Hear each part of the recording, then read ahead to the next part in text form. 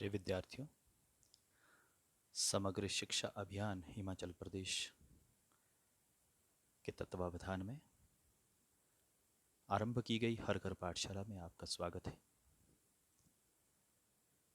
इन कठिन परिस्थितियों में जब देश और प्रदेश एक बहुत बड़ी महामारी से जूझ रहा है, हमारी पाठशालाएं बंद हैं,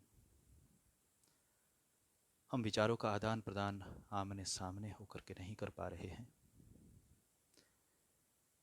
तो हमारी सरकार ने समग्र शिक्षा अभियान के तत्वावधान में एक अनूठी पहल आरंभ की है कि हर घर को ही पाठशाला बना दिया है। हर अध्यापक, हर विषय का अध्यापक आपके घर तक पहुंच बना रहा है। एक अनूठी पहल हमारी सरकार की यह रही है। आज इतिहास विषय में हम भी आप तक पहुंच बनाने का प्रयास कर रहे हैं। अभी तक इतिहास विषय जहाँ तक आपने पढ़ा है, सिंधु घाटी की सभ्यता के बारे में, हमारी सबसे प्राचीन सभ्यताओं में से एक, पूरे विश्व की सबसे प्राचीन सभ्यता सिंधु घाटी की सभ्यता में आपने मानव सभ्यता के विकास के बारे में पढ़ा है। उसके बाद दूसरे अध्याय में राजनीतिक और आर्थिक विकास भारतवर्ष में किस प्रकार से हुआ, किस प्रकार से राज्य बने, अर्थव्यवस्था किस प्रकार से सुदृढ़ हुई, 600 वर्ष ईसा पूर्व से लेकर 600 ईसा के बाद तक राजनीतिक और आर्थिक इतिहास के बारे में आपने विशेष चर्चा और अध्ययन इस हर घर पाठशाला के माध्यम से की है। अब राजनीतिक पहलू और आर्थिक परिदृश्य हमारे समाज से अछूते नहीं हैं। इन दोनों बातों का, राजनीति और अर्थव्यवस्था का, हमारे समाज पर भी गहन असर पड़ता है। तीसरे अध्याय में हम सामाजिक इतिहास के बारे में पढ़ने जा रहे हैं। सामाजिक इतिहास महाभारत के संदर्भ से अनेक ग्रंथ और महाकाव्य भारतवर्ष में ऋषि मुनियों, उपन्यासकारों ने लिखे हैं और वो हमारे समाज के परिचायक हैं। अगर समाज को समझना है तो इन ग्रंथों से हम आसानी से समझ सकते हैं। और उनमें भी सबसे बड़ा महाकाव्य महाभारत है, हमारे देश में ऋषि मुनियों के द्वारा लिखा गया। और समाज की पहचान महाभारत से अच्छी और कहाँ हो सकती है। इसीलिए इस अध्याय में हम अपने देश के सामाजिक इतिहास को अगर समझने का प्रयास करें तो महाभारत से अच्छा स्रोत हमारे पास कोई हो नहीं सकता है। अनेक मत है इतिहासकारों के कि महाभारत को ऋषि वेद व्यास जी ने लिखा था, लेकिन कुछ अन्य इतिहासकार कहते हैं ये केवल एक व्यक्ति का कार्य नहीं हो सकता है। इतना बड़ा महाग्रंथ अनेक ऋषि मुनियों ने अनेक वर्षों तक लिखा होगा, ऐसा भी कुछ इतिहासकारों का मत है। तो वे कहते हैं कि 500 ईसा पूर्व से लेकर 500 ईस्वी के मध्य महाभारत को लिखा गया है। पहले इस महाभारत को जय के नाम से जाना जाता था और इसमें केवल 8800 श्लोक ही थे। लेकिन अगर आज हम इसकी स्थिति देखें तो महाभारत के श्लोकों की संख्या 1,00,000 है। इसीलिए ये महाकाव्य विश्व का सबसे बड़ा महाकाव्य कहा जाता है। महाभारत की कथा के बारे में तो आपने सुना है, देखा है अनेक सीरियल्स में। ये परिवार के दो भाइयों के मध्य एक युद्ध है। पांडवों और कौरवों के बीच में एक संघर्ष है, अपनी प्रतिष्ठा का, मान सम्मान का। और इसी के अंतर्गत भगवान श्री कृष्ण ने भी भगवद गीता का पाठ पूरी दुनिया को पढ़ाया है। 18 अध्याय में भगवत गीता को इसके द्वारा लिखा गया है। तो महाभारत के संदर्भ में हम भारत के गौरवमयी इतिहास का जो सामाजिक विषय है उसके बारे में मैं Ramesh Sharma, government model senior secondary school Mashobra में प्रवक्ता इतिहास के पद पर कार्यरत हूँ, आपके साथ इस बारे में चर्चा करने जा रहा हूँ। महाभारत एक बहुत बड़ा महाकाव्य है और इसी का ध्यान रखते हुए हमारे प्रसिद्ध विद्वान हमारे देश के वीएस सुक्तांकर जी, इन्होंने एक बीड़ा उठाया 1919 ईस्वी में, एक बहुत बड़ा प्रोजेक्ट पर काम करना शुरू किया। यह महाभारत केवल संस्कृत में ही सबसे पहले लिखा गया था और आधिकारिक भाषा भी अगर कही जाए महाभारत को लिखने की तो संस्कृत ही मानी जाती थी। लेकिन समय के साथ हमारा बहुत बड़ा देश है जहाँ अनेक भाषाएं बोलियाँ बोली जाती है। उत्तर से लेकर दक्षिण तक अनेक पांडुलिपियों में महाभारत को लिखा गया है। अब उसमें कुछ भिन्नताएं भी स्वाभाविक थी। पाली में लिखा गया, प्राकृत में लिखा गया, उड़िया में लिखा गया, तेलुगु तमिल भाषाओं में लिखा गया, तो समय के साथ कुछ भिन्नताएं आना स्वाभाविक है। इसीलिए महान विद्वान वीएस सुक्तंकर जी ने और उनके साथ अनेक संस्कृत और अन्य भाषाओं के विद्वान भी उनके साथ इस प्रोजेक्ट में जुड़े हुए थे और उन्होंने इसका समालोचनात्मक अध्ययन करने का प्रयास किया। समालोचनात्मक से हम समझ सकते हैं कि एक क्रिटिकल एनालिसिस करने की कोशिश की है तार्किक दृष्टि से, अर्थात सही और गलत क्या है उसकी पहचान करके एक समालोचनात्मक अध्ययन करने का प्रयास इस महाभारत का उन विद्वानों ने किया है। 1919 में इस काम को आरंभ किया था और 47 वर्ष का समय लगा। 1966 में ये प्रोजेक्ट पूरा हुआ और इसकी जो विशेष बातें उन्होंने देखी है कि संस्कृत में लिखी गई जितनी भी पांडुलिपियां हैं उनके जो श्लोक है उसमें काफी समानताएं पूरे देश में लिखी हुई पांडुलिपियों में उन्होंने देखी है। लेकिन अनेक शताब्दियों के बाद अब उसमें विभिन्नताएं आना स्वाभाविक था। तो अनेक भाषाओं में जो ये महाभारत को लिखा गया है उन पांडुलिपियों में कुछ भिन्नताएं भी देखने को मिली है। तो संस्कृत भाषा में बहुत सारी समानताएं जिसमें कि आधे से ज्यादा श्लोक संस्कृत भाषा में उन्होंने अध्ययन किया और आधे से ज्यादा श्लोक में कुछ उन्होंने भिन्नताएं भी पाई है जो कि अलग अलग पांडुलिपियां अलग अलग लिपियों में वह लिखी गई थी। तो एक बहुत बड़ा ये प्रोजेक्ट 1966 में पूर्ण हुआ और इसके द्वारा हम अपने देश के अपनी महान संस्कृति महान सभ्यता के इतिहास का जो सामाजिक परिदृश्य है उसको हम आज समझ सकते हैं। जहाँ तक समाज की बात है तो परिवार हमारे समाज की एक मूल इकाई है।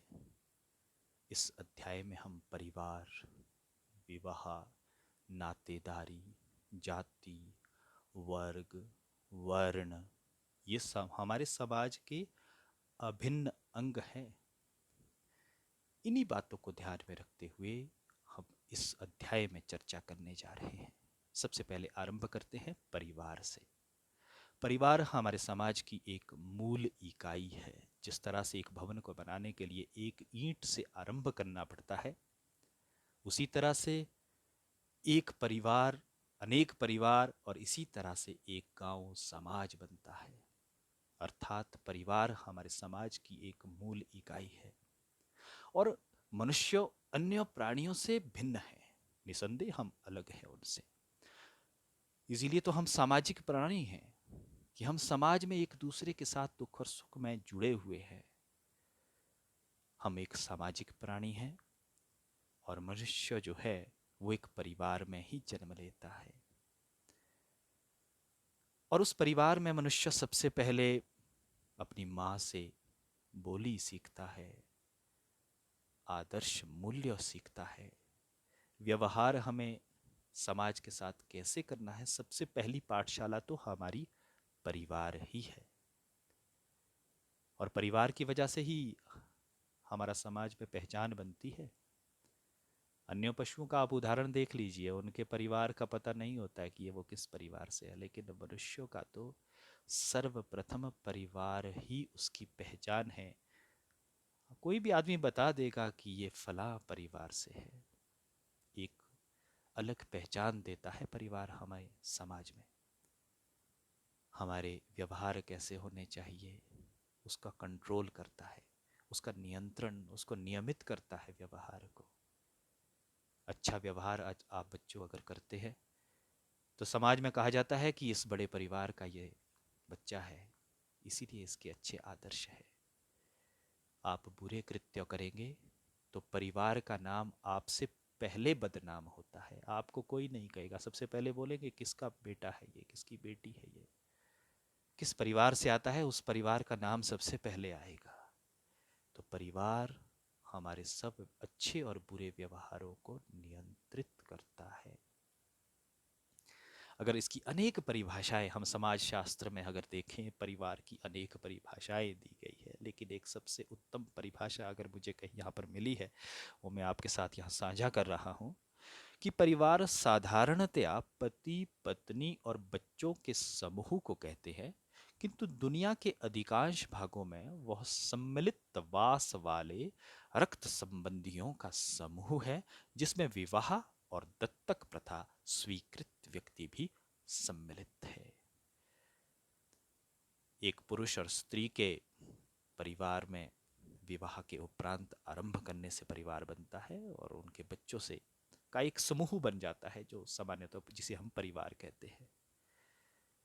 लेकिन इसके अलावा कभी रक्त मूलक ही नहीं बल्कि अन्य कई तरीकों से भी, मान लीजिए किसी बच्चे को गोद ले लिया गया है, जो कि दत्तक प्रथा हमारे देश में एक बहुत अच्छी प्रथा है, पहले से लेकर चली आ रही है। अगर गोद लिए हुए बच्चे को भी उस समूह में शामिल किया जाता है तो वह भी एक परिवार का अंग बनता है। तो इस प्रकार से परिवार हमारे समाज की एक मूल इकाई है। और परिवार अनेक प्रकार के होते हैं वैसे तो, लेकिन दो मुख्यतः परिवार जो है वो मैं यहाँ पर आपके साथ साझा कर रहा हूँ। एक तो संयुक्त परिवार, समय के साथ ये समाप्त हो रहे हैं, जो कि हम सब के लिए एक चिंता का विषय भी है।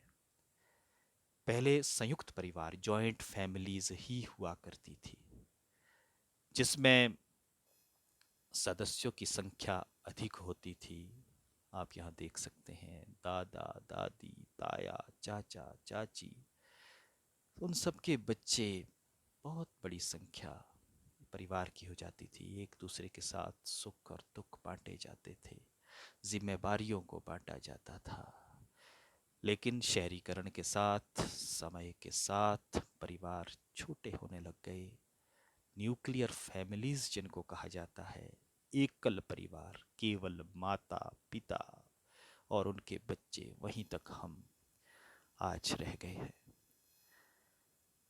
एकल परिवार में आधुनिकता के साथ परिवार छोटे हो रहे हैं, परिवारों में सदस्यों की संख्या कम हो रही है, केवल पति पत्नी और उनके अविवाहित बच्चे ही उसमें शामिल हैं। और शहरी समाज जिस तरह से शहरीकरण हो रहा है, इसके साथ ही यह एकल परिवार ज़्यादा से ज़्यादा बनते जा रहे हैं। परिवार तो अनेक प्रकार के और भी हो सकते हैं, अनेक विशेषताओं के आधार पर उन्हें हम अलग अलग संज्ञा दे सकते हैं। जैसे किसी ने एक ही विवाह किया है तो एक विवाही परिवार, किसी के पति एक है लेकिन पत्नियां अनेक है तो वह बहुपत्नी परिवार हो गया। कई स्थानों पर पॉलीएंड्री, जिसमें कि पति अनेक है पत्नी एक है, वह बहुपति विवाही परिवार हो गया। कई परिवार ऐसे हैं जिसमें कि पिता मुखिया होता है तो वो पितृवंशीय परिवार हो गए। किसी परिवार की मुखिया माता होती है तो मातृवंशीय परिवार हो गई। कई हम नगरीय परिवार कह सकते हैं, जो नगर में रहते हैं। कई ग्रामीण परिवार हम उन्हें कह देंगे जो गांव में रहते हैं, नवस्थानी परिवार जो अब नए स्थान पर जा कर के एक नया बसेरा, नया परिवार बसाते हैं, वह नवस्थानी परिवार बन जाते हैं। तो इस प्रकार से परिवार के प्रकार तो कई हो सकते हैं, लेकिन दो प्रकार आपको विशेष तौर से ध्यान रखने हैं। एक संयुक्त परिवार, जो कि पहले से हमारे समाज में मुख्यतः माने जाते थे, और एकल परिवार, जो कि छोटे परिवार है। शहरीकरण के साथ छोटे परिवार बनते जा रहे हैं, और परिवार के साथ हमारी एक नातेदारी व्यवस्था, नाते बनते हैं। विवाह के उपरांत परिवार बनते हैं, और विवाह के कारण ही नातेदारियां भी बनती हैं। दो प्रकार की नातेदारियां, जिसमें कि रक्त मूलक नातेदारी, ब्लड रिलेशन हमारा जिसके साथ है, जैसे माता पिता, भाई बहन, हम सब एक रक्त के साथ जुड़े हुए हैं। हमारा ब्लड रिलेशन है, दादा दादी के साथ हैं, चाचा बुआ मासी, ये सब हमारे रक्त मूलक नातेदारी है। हम रक्त द्वारा एक दूसरे से संबंधित हैं। और दूसरी प्रकार की नातेदारियां होती है विवाह मूलक, जो कि विवाह के उपरांत एक पुरुष और स्त्री जब विवाह करते हैं तो समाज में एक स्वीकृत संस्था नातेदारी बन जाती है, और वो विवाह मूलक नातेदारी होती है, जिसमें कि पति और पत्नी, वो रक्त मूलक नहीं है, वो विवाह मूलक नातेदारी हो गई पति और पत्नी की भी आपस में।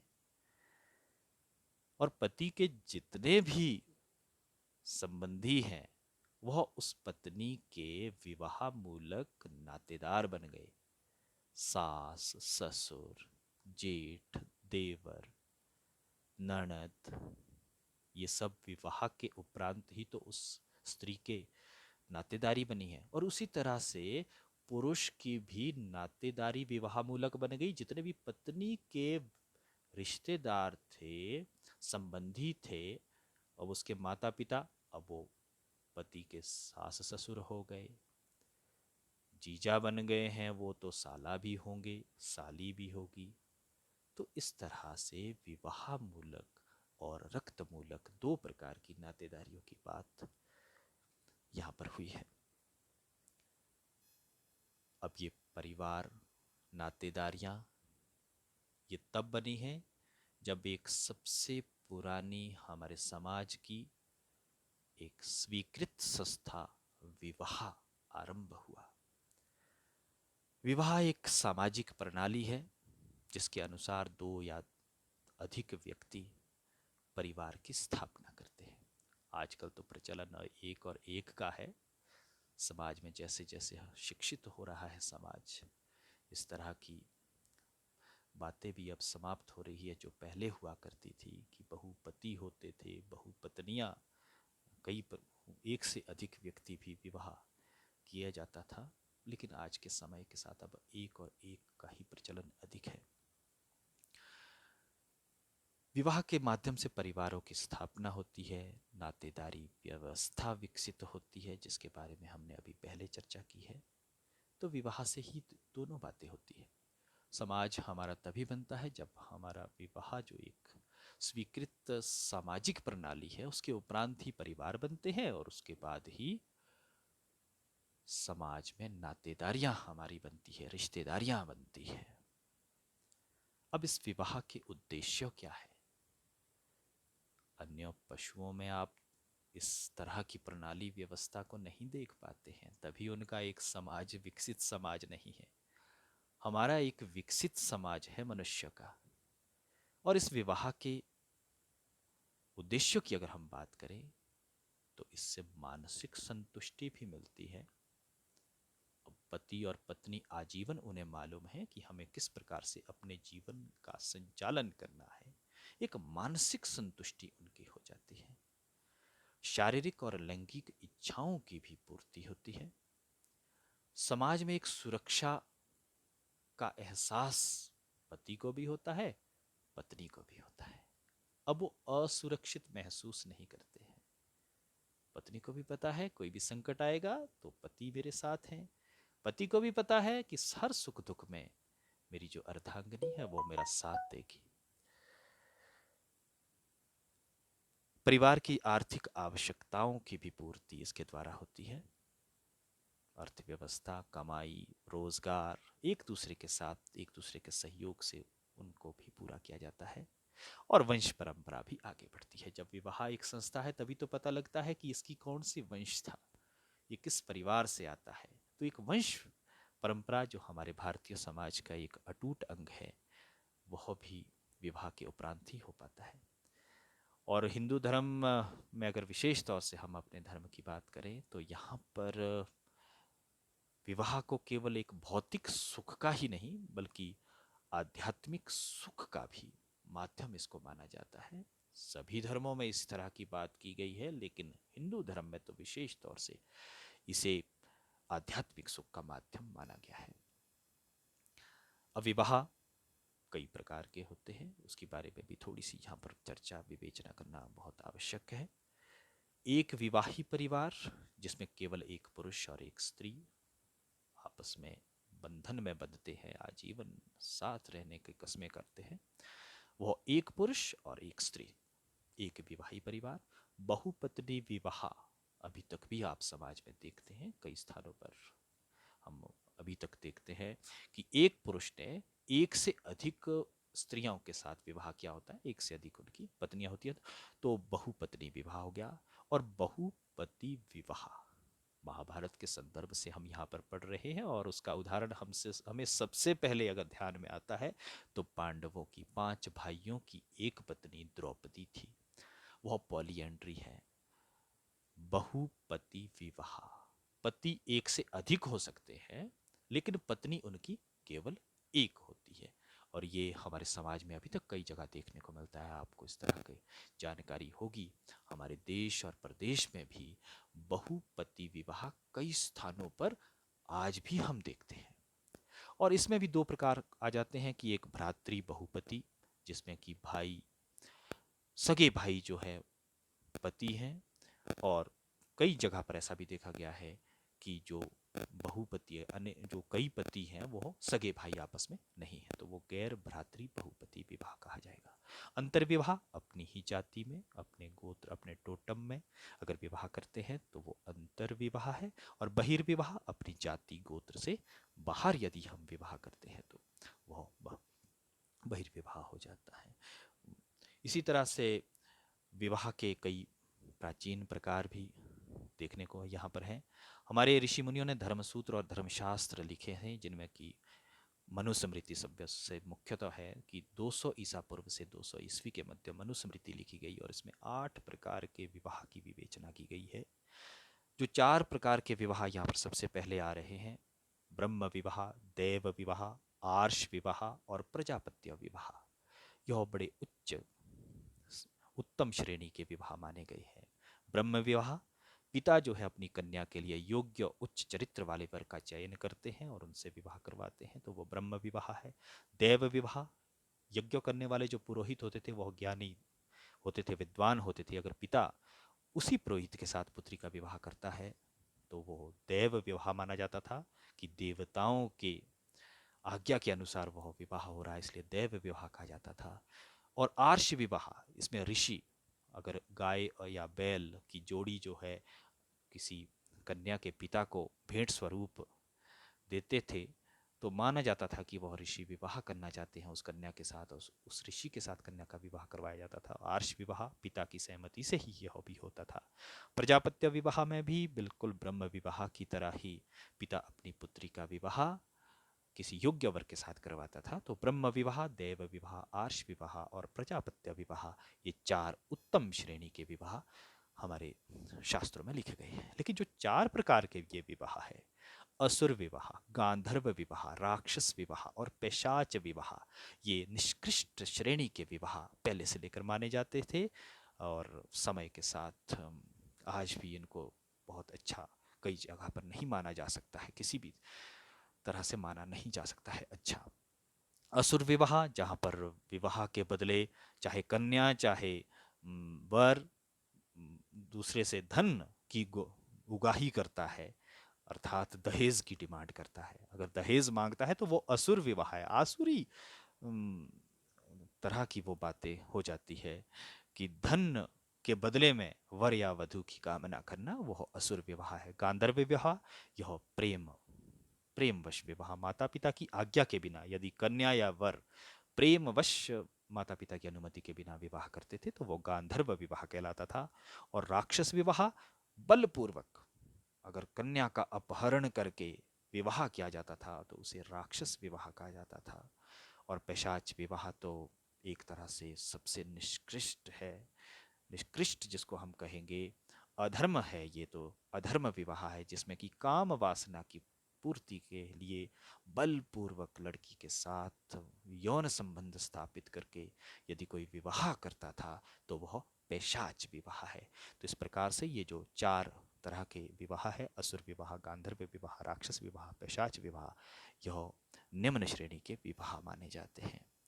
इसके साथ ही इस अध्याय का यह पहला टॉपिक आज हमने समाप्त किया। परिवार, नातेदारी, विवाह के बारे में हमने आज यहाँ पर बात की है। इनके नोट्स बनाने का प्रयास करिए, इनका अध्ययन अपनी पुस्तकों से अधिक करिए क्योंकि यहाँ समय सीमा कम हो रहती है। तो इसलिए एक बार दोबारा से इसको समझने के उपरांत अपनी पुस्तकों से एक बार रीडिंग करिए, उसके बाद इसके नोट्स बनाइए और जो कार्यपत्रक इसके साथ दिया गया है उसे कॉपी में लिख करके अपने अध्यापकों की सहायता से उसकी चेकिंग भी आप करवा सकते हैं। कोई समस्या होती है तो अपने कक्षा के जो अध्यापक है, विषय अध्यापक आपके स्कूल में हैं, आप उनका भी सहायता ले सकते हैं। और इस कठिन परिस्थिति में घर में रहिए, सुरक्षित रहिए और अध्ययन करते रहिए। Thank you.